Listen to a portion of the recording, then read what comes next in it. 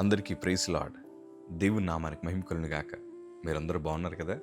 మీరు పెడుతున్న ప్రతి ప్రార్థన రిక్వెస్ట్ కానీ మేము ప్రార్థన చేస్తూ ఉన్నాం.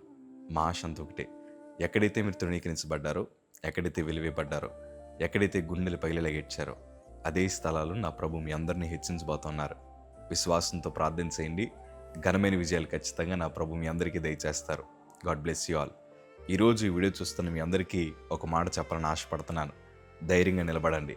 వాస్తవానికి ఈరోజు మన చుట్టూ జరుగుతున్న పరిస్థితులు మనల్ని ధైర్యంగా నిలబడనివ్వకుండా చేస్తూ ఉన్నాయి. మనం వింటున్న ప్రతి వార్త మనల్ని బలహీనపరుస్తూ ఉన్నాయి. ఏ పని తలపెట్టినా అందులో ఓటమి మనకు ఎదురవుతుంది.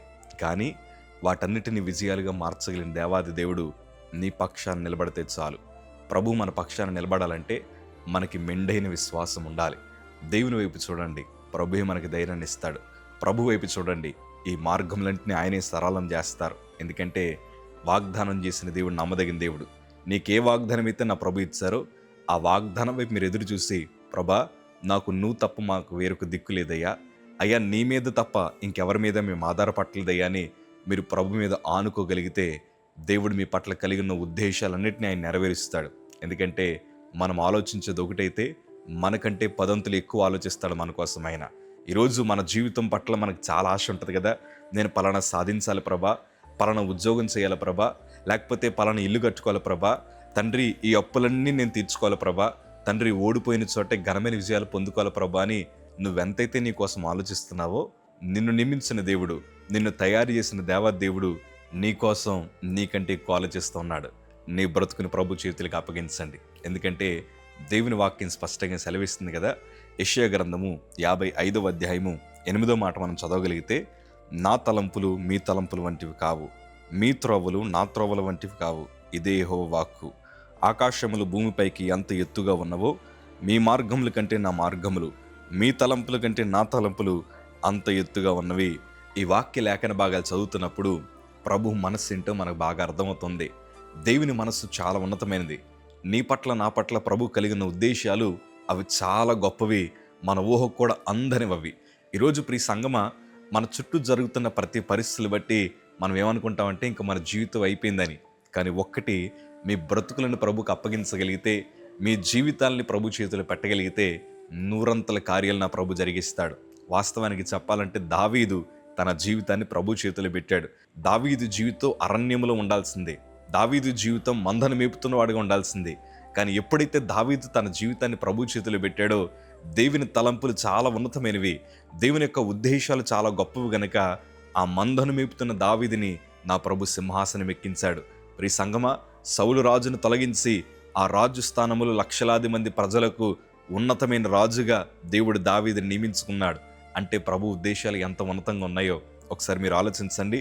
అదే దేవాది దేవుని చేతులు మీ బ్రతుకులు పెట్టగలిగితే పనికిరాని పాత్రలుగా ఉన్న మనందరినీ కూడా పనికొచ్చే పాత్రలుగా దేవుడు చేస్తాడు. ఈరోజు మన బ్రతుకులు ఎవరెవరి చేతిలోనూ పెట్టడానికి ఆశపడుతూ ఉంటాం. మనం ప్రేమించిన వారి చేతిలో మన బ్రతుకులు పెట్టాలని ఆశపడుతూ ఉంటాం. లేకపోతే ఉన్నతమైన అధికారుల చేతిలో మన జీవితాలు పెట్టాలని ఆశపడుతూ ఉంటాం. ఈరోజు స్నేహితుల చేతులు పెట్టి, బంధువుల చేతిలో మన జీవితాలు పెట్టి ఇప్పటికే చాలా ఆశీర్వాదాలు మనం కోల్పోయాం. ప్రియ సంగమా, ఈరోజు మీ జీవితాలు ప్రభు చేతులకు అప్పగించండి. ఎందుకంటే ఆయన ఆలోచనలు చాలా ఉన్నతమైనవి. నా బ్రతుకుని ఎప్పుడైతే ప్రభు చేతిలో పెట్టానో నా బ్రతుకు మారింది, నా జీవితం మారింది. ఆయన నన్ను విడిచిపెట్టలేదు.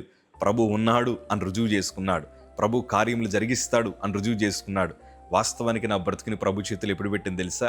డాక్టర్లు అందరూ చేతులు ఎత్తేసారు. ఇదే చేతులతో నేను చనిపోతే హాస్పిటల్కి కానీ డాక్టర్కి కానీ ఎట్లాంటి సంబంధం లేదని ఇదే చేతులతో సంతకాలు పెట్టాను. నాకు ఇష్టమైన ఫోటో చివరిసారిగా చూసుకొని మా తల్లిగారితో అన్నాను, నేను చనిపోతే ఈ ఫోటోను ఫ్రేమ్ చేసి ఇంట్లో పెట్టండి. చివరి మాటలన్నీ మాట్లాడుకున్న తర్వాత చివరాఖరణ మా తల్లి నాకు చెప్పిన మాటని తెలుసా? ఈ ఒక్కసారైనా నా మాట విని యేసు ప్రభుతో సహవాసం చెయ్యి అందే. ఆ చిన్న బైబిల్ని గుండెల మీద పెట్టుకుని ప్రార్థన చేశాను. ప్రభా, నువ్వు దేవుడు అని చెప్పారు.